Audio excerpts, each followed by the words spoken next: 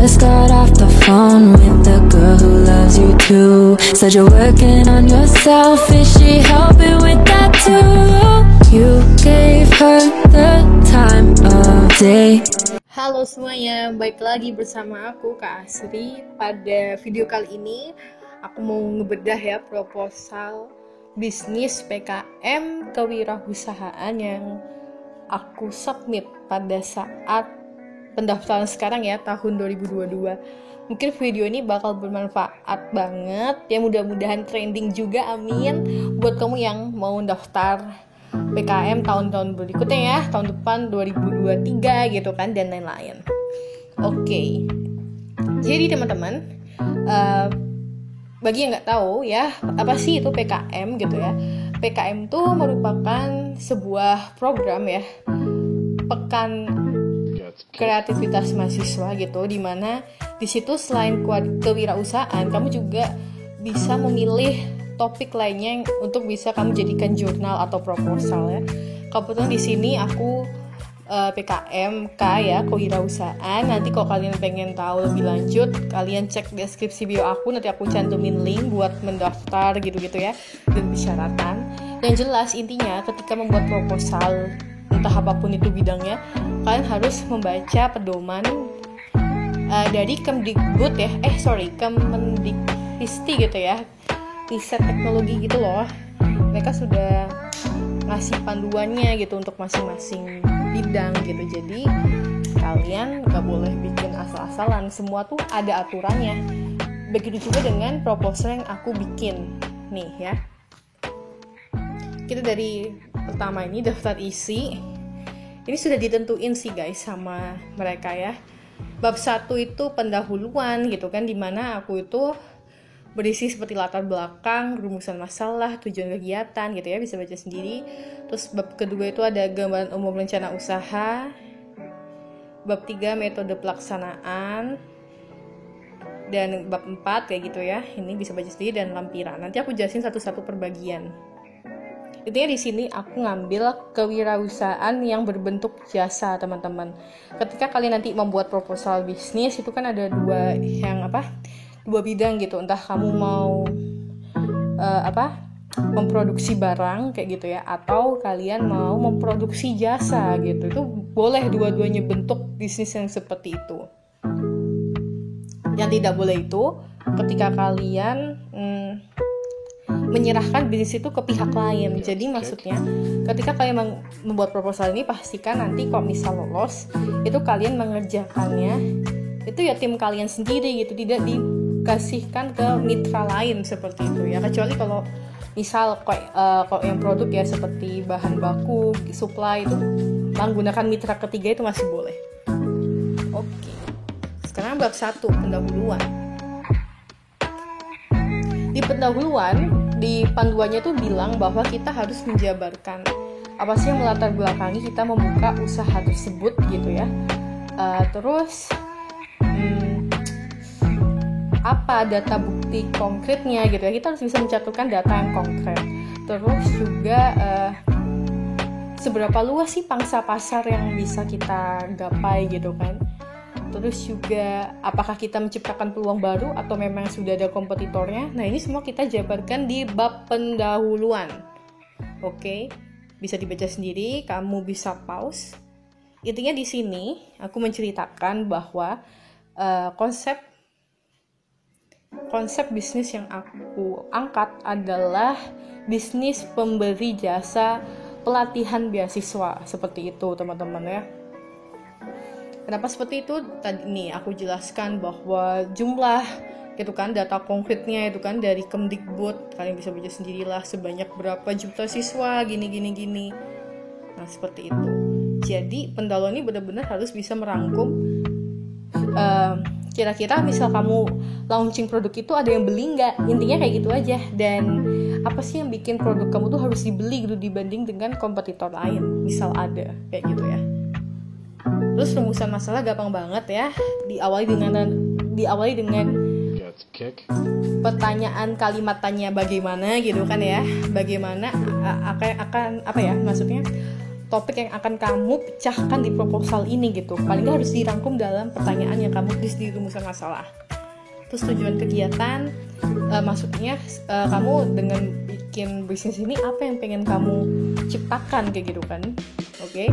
Terus luaran. Nah, terkait luaran, ini merupakan target yang ingin kamu capai gitu loh. Luaran tuh jadi output dari kegiatan yang akan kamu laksanakan tuh, hasilnya tuh apa gitu. Di sini aku kayak target aku seperti bikin ebook beasiswa gitu kan. Terus yang kedua target penjualan pertama 100 dalam 1 bulan pertama gitu kan.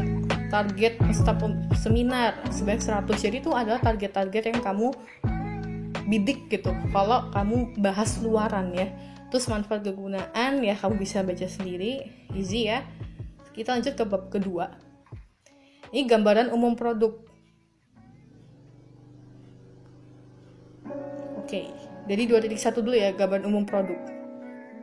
Kalau kamu memang bentuknya produk barang gitu, kamu harus bisa menjelaskan.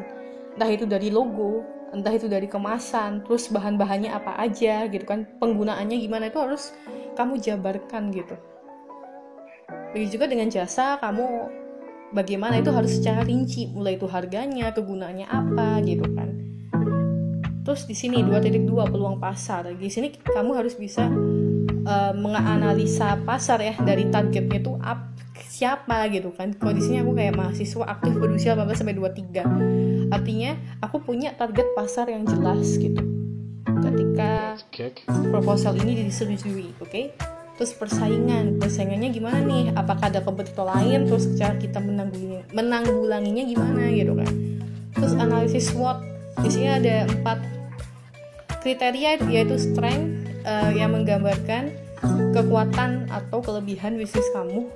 Terus ada weakness, kekurangan atau kelemahan ya, yang kira-kira ada di bisnis kamu gitu. Terus opportunities itu adalah peluang yang gak ada di pasar gitu ya, yang bisa dijawab oleh bisnis kamu. Dan traits itu apa ya? Kalian bisa cari sendiri ya, lupa nih. Oke, kalian pause, kalian baca gitu ya, silahkan. Oke, sekarang jangan lupa bab kedua tadi ya, karena tadi dia bilangnya bab itu gambaran umum rencana usaha. Selain kamu bisa menggambarkan produk, gambarin pasarnya gimana, kamu jangan lupa membuat analisis keuangan usaha. Di sini tahun 2022 Kemdikbud gitu ya, itu pokoknya gue lupa ini minta analisis keuangan 2 tahun gitu yang menggambarkan prospek arus kas gitu ya selama 2 tahun tuh kira-kira ada perkembangan enggak. Ini bisa dilihat nih, masih kecil ya Bung. Di sebelah atas ini adalah pendanaan ya, atau pemasukan gitu ya, penerimaan ya. Dana dari Belmawa di sini ya, yang poin pertama itu paling gede itu 7 juta teman-teman ya. Sementara kalau dana dari kampus kamu itu adalah berapa persen dari Belmawa gitu ya, kalau nggak salah itu 15%. Jadi kok dihitung-hitung tuh paling nggak dari kampus kamu harus membiayai 1,5 juta. Di sini aku kampusnya 1,344. Jadi total penerimaan aku bulan pertama 8.344 gitu ya. Terus di sini adalah pengeluaran, kamu jabarin tuh dari pengeluaran kamu yang kamu butuhin tuh apa aja di total gitu kan ya. Nanti total pengeluaran gitu kan, selisih kas gitu ya. Total pengeluaran ini di total nih, total pengeluaran di sini ternyata 8 juta. Selisih kas adalah total penerimaan dikurangi total pengeluaran gitu kan. Saldo kas awal kita nggak ada, saldo kas akhir kita juga nggak ada. Nanti begitu juga seterusnya dengan bulan-bulan berikutnya sampai bulan ke-24 karena dimintanya 2 tahun. Kan harus bisa gambarin tuh proyeksinya tuh kira-kira penerimaan apa ya, penjualannya tuh gimana gitu, bulan pertama, kedua, ketiga, keempat, apakah ada peningkatan gitu kan. Terus beban-bebannya juga gimana, nanti kan kamu hitung kan di selisih kas akhir gitu kan, kas awal gitu. Di sini kok aku jelas sampai 6 bulan kas aku ya, maksudnya warna biru ini selisih kas pasti kadang untung kadang rugi, karena wajar kan 6 bulan namanya juga startup pendidikan, pasti kan masih bakal duit kan buat marketing. Tapi nanti tahun berikutnya bisa dipastikan untung ya, terserah kamu analisis keuangannya kayak gimana. Gampang ya. Terus bab ketiga, metode pelaksanaan. Pelaksanaan itu adalah yang akan kamu tuliskan persis di sini. Di di bab keempat, jadwal kegiatan itu ya. Nah, terserah kamu pengen gimana tuh pelaksanaannya tuh ketika proposal kamu disetujuin kan. Jadwal kegiatan kan di sini sampai 4 bulan ya, 1, 2, 3, 4. Berarti di sini kamu harus bisa jabarin tuh metode pelaksanaan selama 4 bulan kamu mau gimana aja, tahapan 1, 2, 3, marketingnya gimana dijelasin gitu kan.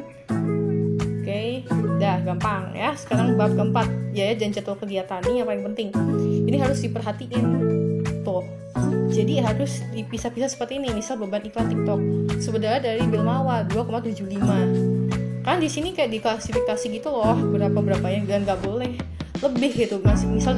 Misal emang sih dana total kan di sini kan 8,344 kan, 8.354.000. Tapi jangan lupa tadi di awal kan Bilmawa hanya menyediakan 7 juta gitu kan. Terus dari kampus kita 1,344. Di sini di sumber dana besar dana ini kita harus hitung lagi, harus pas gitu loh. Bilmawa ini misal di rekap datanya dari Bilmawa tuh harus pas 7 juta. Begitu juga dengan PTS harus pas 1,344 juta. Makanya di sini penting banget nih anggaran biaya ya. Tuh. Terus seperti itu. Oh ya, terus di sini kan aku ada beban sewa gitu kan.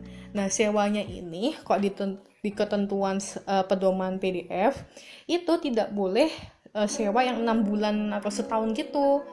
Nah, aku nih sebulan guys, beban sewa sebulan, jadi masih boleh dimasukkan ya.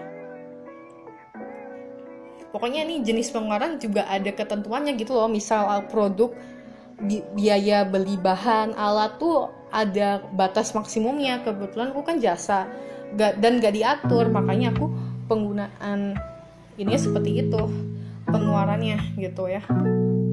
Udah gampang banget. Daftar pustaka harus sesuai dengan penulisan gitu ya. Misal kamu ngambilnya dari jurnal tuh penulisannya gimana, dari website itu aturannya gimana, itu harus diperhatiin banget ya. Pokoknya terakhir aku bisa nunjukin ya, itu adalah data-data pribadi ya, lampiran mulai dari pernyataan ketua, anggota, pernyataan dosen pembimbing gitu kan, surat justifikasi, intinya seperti itu. Easy lah ya nih, lampiran 1, 2, 3, 4 itu nanti udah terlampir juga di panduan DKM. Kalian tinggal bikin persis kayak gitu, nanti kalian tanda tangan pakai materai. Oke. Oh ya, dari tadi belum bahas judul ya. Judulku tadi itu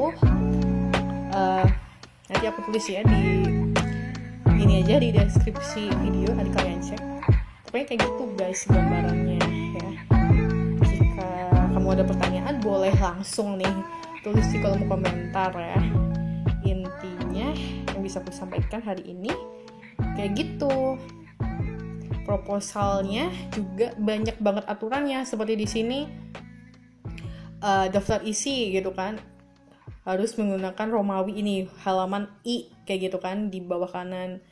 Terus juga mulai dari pendahuluan ini nomor 1 di atas itu semua harus diperhatiin gitu loh. Terus kayak marginnya rata kiri rata kanan berapa gitu kan, terus ukuran hurufnya berapa, jarak spasi berapa gitu kan, jenis fontnya berapa gitu kan. Terus dari bab pendahuluan sampai daftar pustaka itu cuma dibatasin 10 halaman, lebih dari itu nanti nggak lolos. Banyak banget yang harus diperhatiin gitu. Bikin proposalnya aja ribet, makanya kamu harus hati-hati nih. Oke, gitu aja ya. Mungkin kalian bisa nanya-nanya ke aku lewat kolom chat, dan kalian boleh request apapun video yang ingin aku buatin. Oke? See you on the next video. Bye bye.